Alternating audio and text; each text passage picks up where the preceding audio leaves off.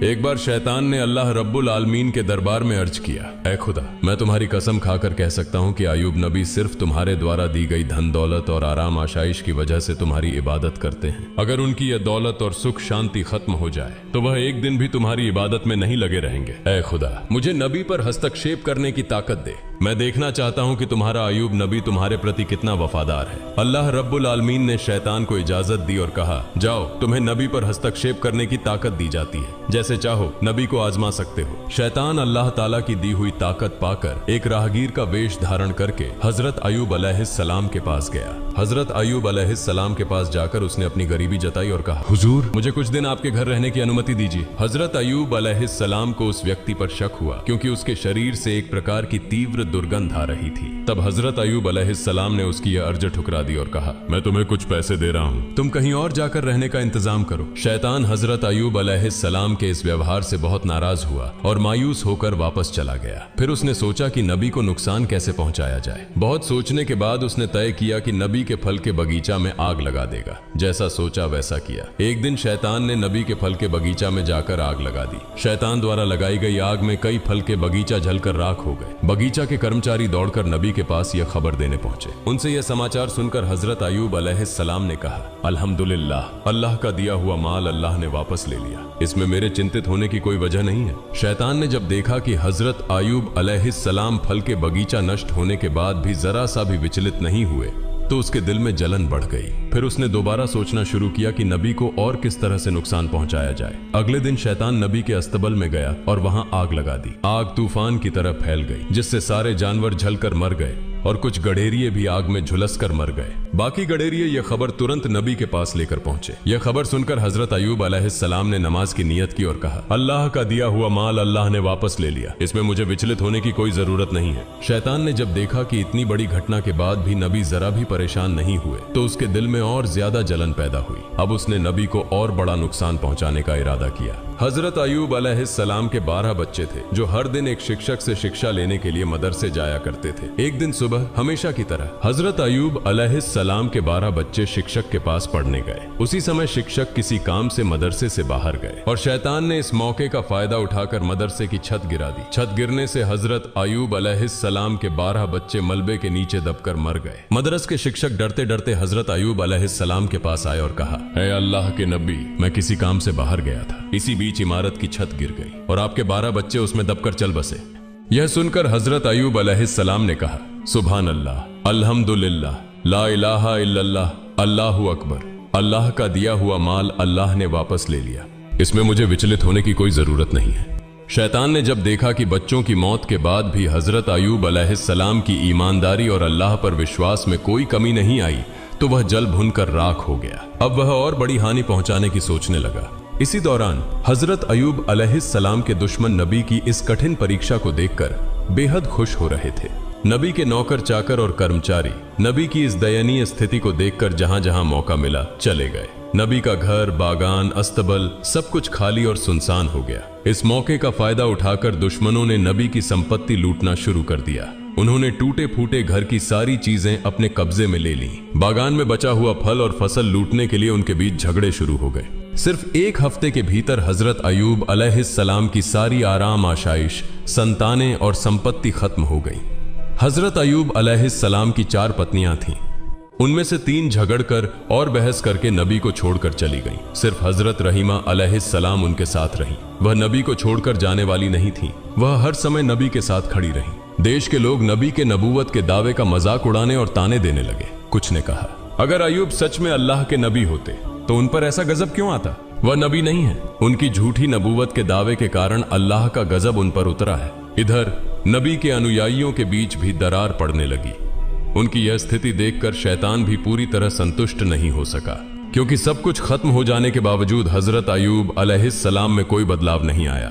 वह अपने इबादत खाने में पहले की तरह पूरी तल्लीनता से इबादत कर रहे थे, जैसे उन्हें अपने आसपास हुई तबाही की कोई खबर ही ना हो। न उनके चेहरे पर मायूसी थी, न अफसोस का कोई निशान।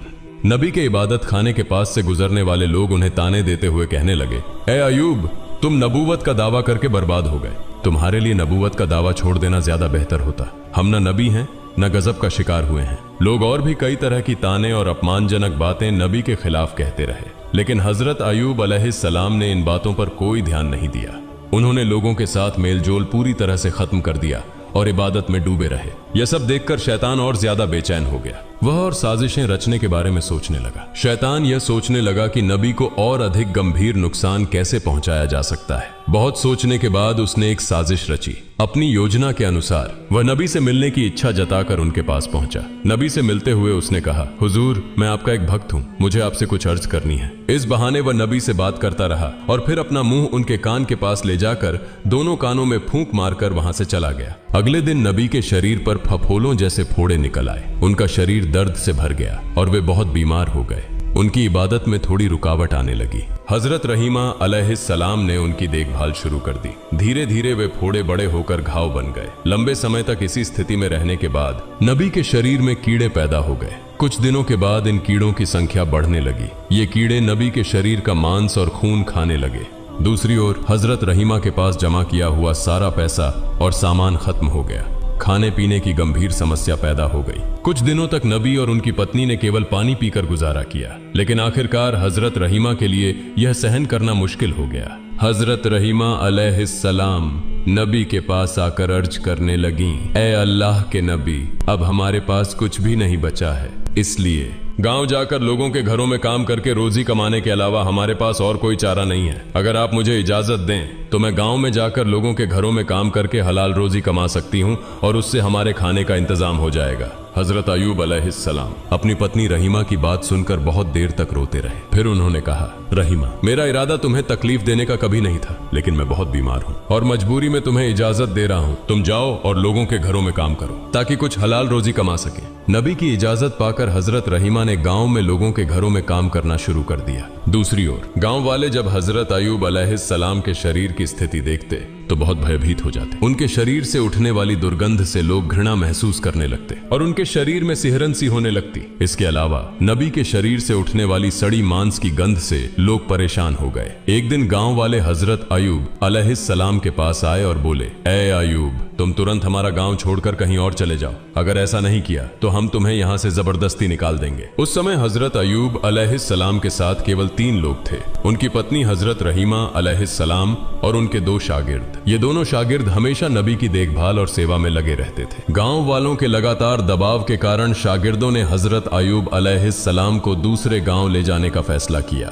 कई घंटे तक सफर करने के बाद वे एक और गांव पहुंचे, लेकिन उस गांव के लोग भी नबी की हालत देखकर घबरा गए और बोले, तुम इसे तुरंत यहां से लेकर चले जाओ, नहीं तो हम तुम्हें मारकर यहां से भगा देंगे। इस तरह शागिर्दों ने हजरत अयूब अलैहिस्सलाम को 7 अलग अलग गांवों में घुमाया, लेकिन कोई भी गांव उन्हें आश्रय देने को तैयार नहीं हुआ। आखिरकार शागिर्द परेशान हो गए। वे नबी को रास्ते के किनारे कचरा और गंदगी डालने की जगह पर एक पेड़ की छाया के नीचे छोड़कर चले गए। जाने से पहले वे आपस में बातें करने लगे। हजरत अयूब अलैहिस्सलाम अल्लाह के नबी होने के बावजूद इस तरह की मुसीबत में क्यों फंसे? एक शागिर्द ने जवाब दिया, शायद उन्होंने अल्लाह ताला की मर्जी के खिलाफ कुछ किया होगा, नहीं तो ऐसी हालत क्यों होती। दूसरे ने पहले की बात का समर्थन करते हुए कहा, जब नबी अल्लाह के दिए कामों से भटक गए हैं तो अब उनके साथ रहने से हमें कोई फायदा नहीं, चलो हम यहाँ से चले जाते हैं। दोनों इस बात पर सहमत हुए और हजरत अयूब अलैहिस्सलाम को पेड़ के नीचे छोड़कर चले गए। हजरत रहीमा अलैहिस्सलाम हजरत अयूब अलैहिस्सलाम को छोड़कर जाने वाली महिलाओं में से नहीं थी। वे हमेशा नबी की सेवा में व्यस्त रहती थीं।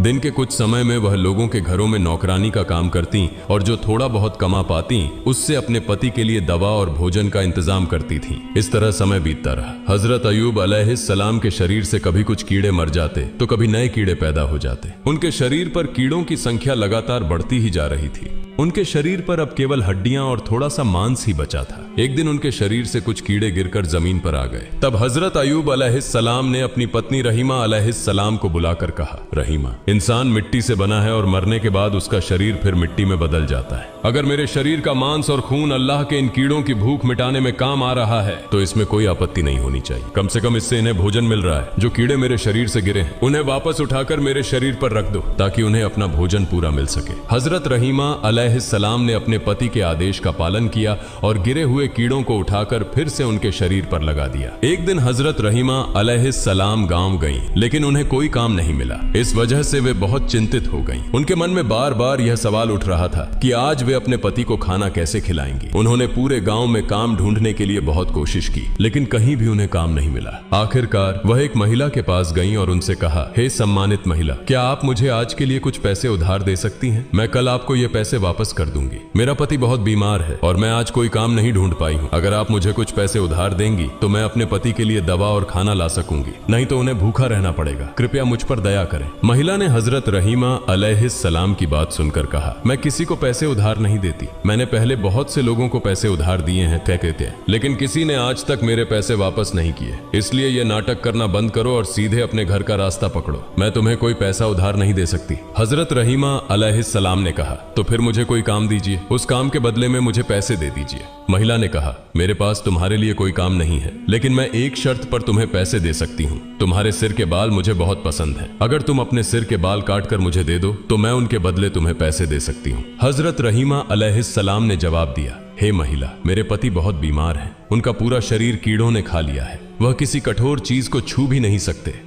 जब वह बिस्तर से उठते हैं तो मेरे बाल पकड़कर सहारा लेते हैं। अगर मैं अपने सिर के बाल काटकर तुम्हें दे दूं तो मेरे पति बिस्तर से कैसे उठेंगे? इस पर महिला ने कहा, ठीक है, तो तुम अपने सिर के आधे बाल काटकर मुझे दे दो, मैं उनके बदले तुम्हें पैसे दूंगी। हजरत रहीमा अलैहिस्सलाम ने चारों तरफ से लाचार होकर महिला की इस शर्त को मान लिया। उन्होंने अपने सिर के आधे बाल काटकर महिला को दे दिए और बदले में कुछ पैसे लिए। उन पैसों से उन्होंने अपने बीमार पति के लिए भोजन और दवा खरीदी और घर की ओर चल पड़ी। शैतान यह सब देख रहा था। जब उसने देखा कि हजरत रहीमा अलैहिस्सलाम ने अपने सिर के आधे बाल कटवा लिए हैं, तो उसने इसे हजरत अय्यूब अलैहिस्सलाम और रहीमा के बीच गलत फहमी पैदा करने का सुनहरा मौका समझा।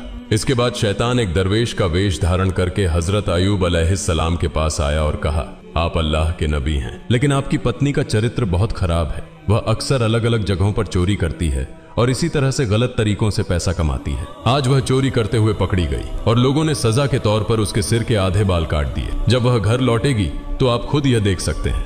हम आपकी इज्जत करते हैं, इसलिए आपको पहले ही यह बात बता रहे हैं।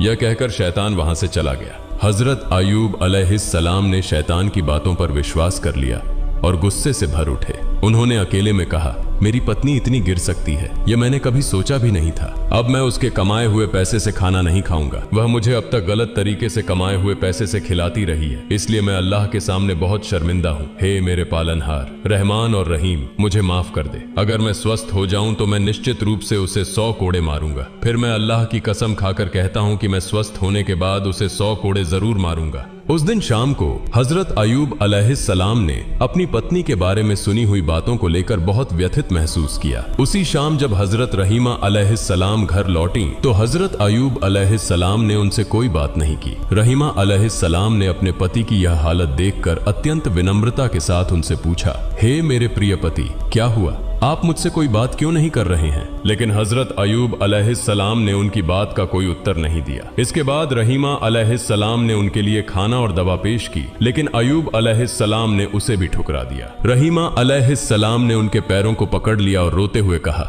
हे मेरे प्रिय पति, कृपया मुझे बताइए, आप मुझसे क्यों नाराज हैं? तब हजरत अय्यूब अलैहिस्सलाम ने कहा, मैंने कभी कल्पना भी नहीं की थी कि तुम्हारा चरित्र इतना गिर सकता है। तुम चोरी करके मुझे अब तक खाना खिलाती रही हो। तुम्हारा गलत तरीके से कमाया हुआ पैसा मैं खा रहा था। यह सोचकर मैं खुद को माफ नहीं कर सकता। आज एक दरवेश ने आकर मुझे तुम्हारे बारे में बताया। उसने कहा कि तुम चोरी करते हुए पकड़ी गई हो और इसी कारण लोगों ने तुम्हारे सिर के आधे बाल काट दिए। हजरत रहीमा अलैहिस्सलाम ने अपने पति के मुंह से यह बात सुनी तो ऐसा लगा जैसे उनके पैरों तले जमीन खिसक गई हो। उनकी आंखों से आंसू बहने लगे। तब उन्होंने दोनों हाथ उठाकर अल्लाह से फरियाद की, हे अल्लाह, हे रहमान और रहीम, तुम सब जानते हो मैंने जो भी किया उसकी क्या मंशा थी। यह तुमसे छुपा नहीं है। मैं नहीं जानती कि मेरे पति को किसने या क्यों मेरे खिलाफ झूठी बातें बताई। हे अल्लाह, तुम मेरे पति को सच्चाई से अवगत कराओ, रहमान और रहीम। मैं इसके लिए इंसानों के सामने नहीं गिड़गिड़ाऊंगी। तुम मेरे एकमात्र सहारे हो, तुम सबसे बड़े न्यायाधीश हो। इसलिए जिसने भी मेरे पति के मन में मेरे खिलाफ यह गलत फहमी पैदा की है उसका सही न्याय तुम करो। हजरत रहीमा अलैहिस्सलाम की इस फरियाद को सुनकर अल्लाह का अर्श कांप उठा। तभी अल्लाह रब्बुल आलमीन ने हजरत जिब्राइल अलैहिस्सलाम को हजरत अय्यूब अलैहिस्सलाम के पास भेज दिया। हजरत जिब्राइल अलैहिस्सलाम ने हजरत अय्यूब अलैहिस्सलाम के पास आकर कहा, हे हे अल्लाह के नबी, आपकी पत्नी अत्यंत नेक और ईमानदार हैं। शैतान ने एक दरवेश का रूप धरकर आपको भ्रमित किया और आपकी पत्नी के बारे में झूठी बातें बताईं। वास्तव में आपकी पत्नी निर्दोष है, इसलिए आप अपनी पत्नी के द्वारा पेश किया गया खाना खाएं और उनके प्रति खुश और राजी हो जाएं। हजरत जिब्राइल अलैहिस्सलाम की बातें सुनकर हजरत आयूब अलैहिस्सलाम ने अपनी पत्नी रहीमा अलैहिस्सलाम को बुलाकर कहा, रहीमा, मुझे माफ कर दो। शैतान ने तुम्हारे बारे में मुझे झूठी बातें बताईं जिनसे मैं भ्रमित हो गया। मैं इसे समझ नहीं पाया और तुम मुझसे नाराज मत होना, क्योंकि मैंने जो कुछ कहा वह अनजाने में कहा। अब मैं कभी भी तुम पर गुस्सा नहीं करूंगा। हजरत रहीमा अलैहिस्सलाम ने अपने पति के मुंह से यह बातें सुनकर बेहद खुशी महसूस की। उन्होंने फिर से पूरी लगन और उत्साह के साथ अपने पति की सेवा शुरू कर दी। रहीमा अलैहिस्सलाम हर दिन मेहनत करके कुछ धन अर्जित करती और उससे अपने पति की जीविका और उपचार का प्रबंध करती। जब शैतान ने देखा कि हजरत अयूब अलैहिस्सलाम को रहीमा अलैहिस्सलाम के खिलाफ भड़काने की उसकी योजना विफल हो गई है, तो उसने एक बूढ़े व्यक्ति का रूप धारण किया। एक दिन शैतान बूढ़े व्यक्ति के रूप में हजरत रहीमा अलैहिस्सलाम से रास्ते में मिला और उनसे पूछा, माँ, तुम्हारी यह हालत क्यों हो गई है? तुम इतनी परेशान और थकी हुई क्यों लग रही हो? हजरत रहीमा अलैहिस्सलाम ने उत्तर दिया, मेरे पति बहुत बीमार हैं। उनके शरीर पर घाव हो गए हैं जिनमें कीड़े पड़ गए हैं। उनके शरीर का रक्त और मांस कीड़े खा रहे हैं। यही सोच सोचकर मैं दिन रात बहुत चिंतित रहती हूँ। यह सुनकर बूढ़े ने कहा, मैं तुम्हारे पति के घाव और इस बीमारी का एक अचूक इलाज जानता हूँ। अगर तुम इसे अपने पति को बिना बताए इस्तेमाल कर लो तो वह एक ही दिन में इस बीमारी से छुटकारा पा लेंगे। रहीमा अलैहिस्सलाम ने कहा, हुजूर, दया करके मुझे उस दवा का नाम बता दीजिए, मैं इसे आजमाने की कोशिश करूंगी। तब बूढ़े ने कहा, अगर तुम इस दवा के बारे में अपने पति को पहले से बता दोगी तो वह इसे इस्तेमाल करने से मना कर सकते हैं। इसलिए यदि तुम बिना अपने पति को बताए इस दवा का उपयोग कर सको तो निश्चित रूप से वह स्वस्थ हो जाएंगे। इसके बाद बूढ़े व्यक्ति ने हजरत रहीमा अलैहिस्सलाम से पूछा, माँ, तुम्हारे पति का नाम क्या है? हजरत रहीमा अलैहिस्सलाम ने उत्तर दिया, मेरे पति का नाम हजरत अयूब अलैहिस्सलाम है। वह अल्लाह के एक नबी हैं। जीवन के आरंभिक समय में वह बहुत संपन्न थे, लेकिन बाद में अल्लाह रब्बुल आलमीन ने उन्हें विभिन्न आजमाइशों और मुश्किलों में डाला। अब वह एक गंभीर बीमारी से ग्रस्त हैं। शैतान, जो बूढ़े व्यक्ति का रूप धारण किए हुए था, रहीमा अलैहिस्सलाम की बातें सुनकर बोला, जब उन्हें गांव के लोगों ने बाहर निकाल दिया था तो मैंने उन्हें एक बार देखा था। उनके लिए मेरे पास उपयुक्त दवा है। हजरत रहीमा अलैहिस्सलाम ने कहा, हुजूर, कृपया मुझे वह दवा दे दीजिए। बूढ़े व्यक्ति ने कहा, तुम यहीं थोड़ी देर प्रतीक्षा करो, मैं दवा लाकर अभी तुम्हें देता हूं। यह कहकर बूढ़ा व्यक्ति वहां से चला गया। हजरत रहीमा अलैहिस्सलाम वहीं खड़ी उसकी प्रतीक्षा करने लगी। कुछ समय बाद बूढ़ा व्यक्ति एक बोतल में पानी जैसी दवा और मांस जैसा पदार्थ लेकर आया। उसने रहीमा अलैहिस्सलाम के हाथ में बोतल देते हुए कहा, यह दवा उनके शरीर पर लगाना और यह मांस जैसी दवा भूनकर उन्हें खिलाना। देखना, अगले दिन तक उनका आधा स्वास्थ्य लौट आएगा, और अगर अगले दिन भी इसी तरह इसका उपयोग किया गया तो वह 2 दिनों के भीतर पूरी तरह ठीक हो जाएंगे। इसके बाद बूढ़ा व्यक्ति लंबी लंबी बातें करने लगा। हजरत अयूब अलैहिस्सलाम अल्लाह के नबी हैं, हमारे प्रिय मार्गदर्शक। उनके प्रति हमारे दिल में गहरी मोहब्बत है। उनके लिए थोड़ा सा भी भला कर पाऊं तो खुद को धन्य समझूंगा। मैं उनका बहुत बड़ा भक्त हूं, लेकिन उनके दुश्मनों और विरोधियों की वजह से मैं उनका हालचाल नहीं ले पाया, लेकिन भविष्य में मैं खुद उनसे मिलने की कोशिश करूंगा। शैतान ने इस तरह की लंबी बातें कहकर हजरत रहीमा अलैहिस्सलाम का विश्वास जीत लिया और वहां से चला गया। हजरत रहीमा अलैहिस्सलाम वह दवा लेकर अपने नबी के पास पहुंची। पहले उन्होंने उनके लिए खाने का इंतजाम किया। इसके बाद वह बहुत देर तक सोचती रहीं कि इस दवा का उपयोग करें या नहीं, लेकिन अंततः वह हजरत अयूब अलैहिस्सलाम को बिना बताए दवा का उपयोग करने का साहस नहीं कर सकी। इसलिए वह नबी के पास जाकर बोली, हे अल्लाह के नबी, आज एक वृद्ध व्यक्ति ने मुझे रास्ते में एक प्रकार की दवा दी है और उसने कहा कि यदि इस दवा का नियमित रूप से 2 दिन उपयोग किया जाए तो आप पूरी तरह से स्वस्थ हो जाएंगे। हजरत अयूब अलैहिस्सलाम ने हजरत रहीमा अलैहिस्सलाम की बात सुनकर कहा, हे रहीमा, क्या तुम सोचती हो कि मेरी यह बीमारी दवा से ठीक हो जाएगी? यह बीमारी तो अल्लाह ने मुझे दी है और वही मुझे ठीक करेगा। कोई दवा इसे ठीक नहीं कर सकती। हजरत रहीमा अलैहिस्सलाम ने कहा, जिसने यह दवा दी है वह एक मुसलमान है, वह आपका भक्त है और इसलिए मुझे उसकी दवा पर कोई संदेह नहीं है। अब यह सब आपके इरादे पर निर्भर है। हजरत अयूब अलैहिस्सलाम ने कहा, तुम फिलहाल यह दवा छोड़ दो।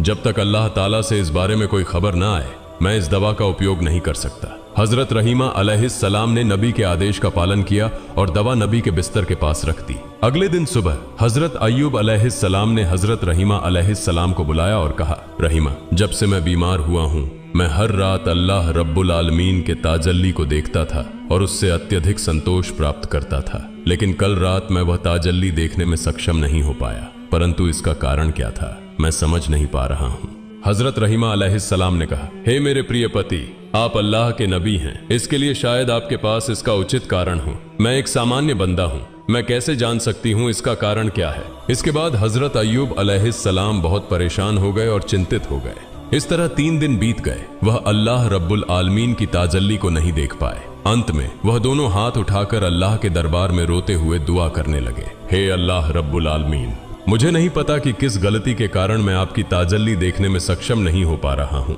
अगर मुझसे कोई गलती हुई है तो कृपया मेरी गलतियों को माफ कर दें और मुझे अपनी ताजल्ली से वंचित न करें। हजरत अय्यूब अलैहिस्सलाम की यह दुआ सुनकर हजरत जिब्राइल अलैहिस्सलाम ने आकर उन्हें बताया, हे अल्लाह के नबी, आपके बिस्तर के पास शराब की बोतल और सूअर का मांस रखा है। इन हराम चीजों को आपके बिस्तर के पास रखकर आप अल्लाह ताला की ताजल्ली की आशा कैसे कर सकते हैं? यदि आप फिर से अल्लाह ताला की ताजल्ली प्राप्त करना चाहते हैं तो आपको तुरंत इन चीजों को अपने बिस्तर के पास से हटा देना चाहिए। गहरी रात में हजरत अय्यूब अलैहिस्सलाम ने हजरत रहीमा अलैहिस्सलाम को बुलाकर कहा, रहीमा, मेरे बिस्तर के पास जो शराब और सूअर का मांस रखा है उसे देखो और तुरंत हटा दो। ये चीजें यहाँ होने के कारण ही मैं अल्लाह की ताजल्ली दर्शन में असफल हो रहा हूँ। हजरत रहीमा अलैहिस्सलाम नींद से जागकर चारों ओर अच्छी तरह से ढूंढने लगी, लेकिन उन्हें कहीं शराब और सूअर का मांस नहीं मिला। फिर हजरत अय्यूब अलैहिस्सलाम ने कहा, वह दवाइयां कहाँ हैं जो तुम लाई हो? हजरत रहीमा अलैहिस्सलाम ने कहा, वे यहाँ हैं, आपके बिस्तर के पास ही।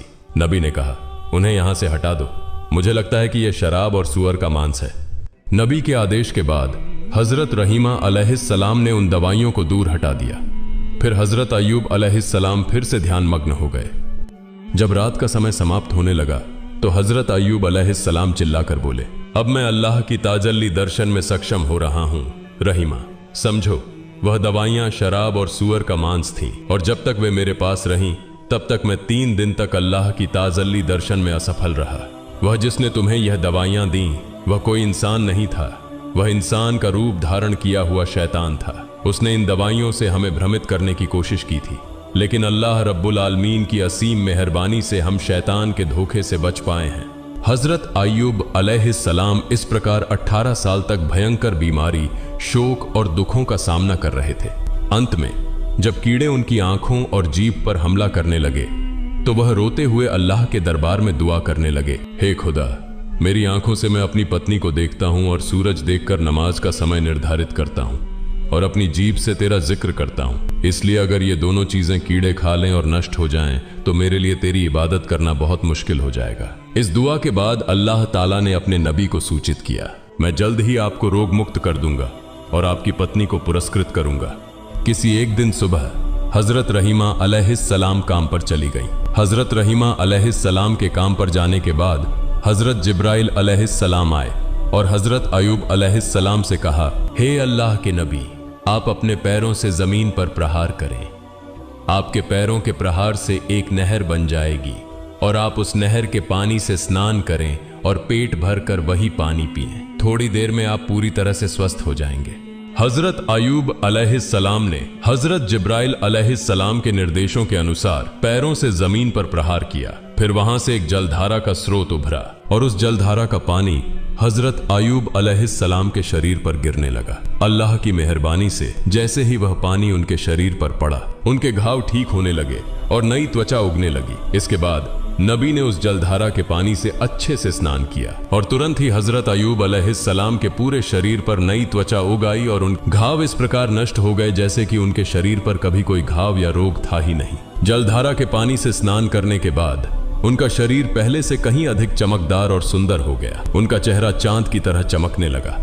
नहाने के बाद हजरत अय्यूब अलैहिस्सलाम ने पेट भरकर उस जलधारा का पानी पिया, जिससे उनकी भूख और प्यास पूरी तरह से शांत हो गई। उसी समय उन्होंने देखा कि एक फरिश्ता दूर से कपड़े का थैला लेकर उनके पास आया और बोला, हे अल्लाह के नबी, ये कपड़े जन्नत से लाए गए हैं, ये कपड़े आप पहने। इसके बाद वह व्यक्ति चला गया। हजरत अय्यूब अलैहिस्सलाम ने कपड़े का थैला खोला और देखा कि उसमें जन्नत के कपड़े हैं। उन्होंने उन जन्नत के कपड़ों को पहन लिया और अनगिनत सुंदरता के मालिक बन गए। उन्हें अपार संतोष प्राप्त हुआ। क्योंकि उन्होंने 18 सालों तक बीमारी का सामना किया था और आज पूरी तरह से स्वस्थ हो गए। अब वह चलने फिरने में सक्षम हो गए थे। वह अल्लाह के दरबार में शुक्रिया अदा करते हुए कुछ दूर जाकर जंगल के एक किनारे पर बैठ गए। इस बीच हजरत रहीमा अलैहिस्सलाम कुछ पैसे जुटाकर अपने पति के लिए खाना खरीदने के लिए जल्दी से वापस लौट आईं। जब वह अपने पति के पास पहुंची तो देखा कि उनका पति बिस्तर पर नहीं था। हजरत रहीमा अलैहिस्सलाम यह दृश्य देखकर चकित हो गईं। फिर वह वहां बैठकर जोर जोर से रोने लगी